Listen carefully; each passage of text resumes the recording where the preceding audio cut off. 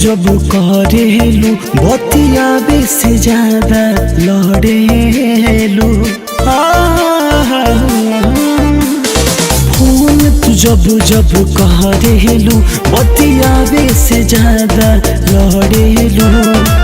सोचलू न जान बानी कौना मुश्किल में।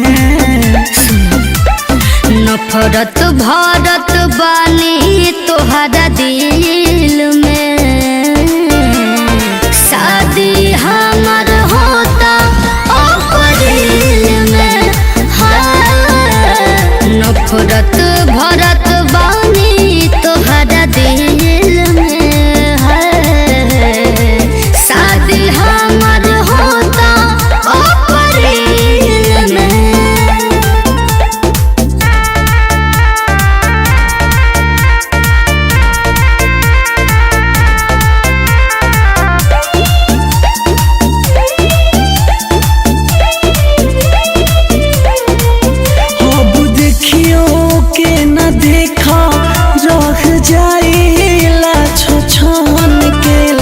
दुश्मन हाँ ये जानो तुहर पीछे ला जाना हमके। ऐसे मत बोला, सुनो।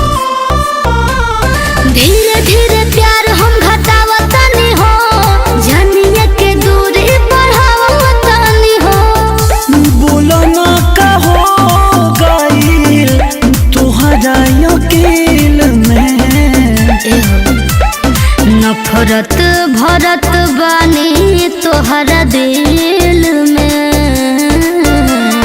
शादी हमर होता अप्रैल में। नफरत भरत बानी तोहरा दिल में। शादी हमर होता अप्रैल में।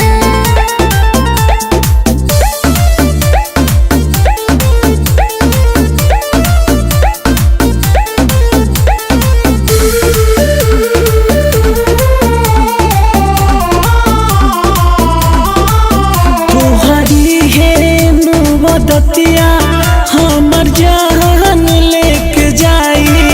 ऐसन कहबो ना उम्मीद तुहसे रहे घर जाई।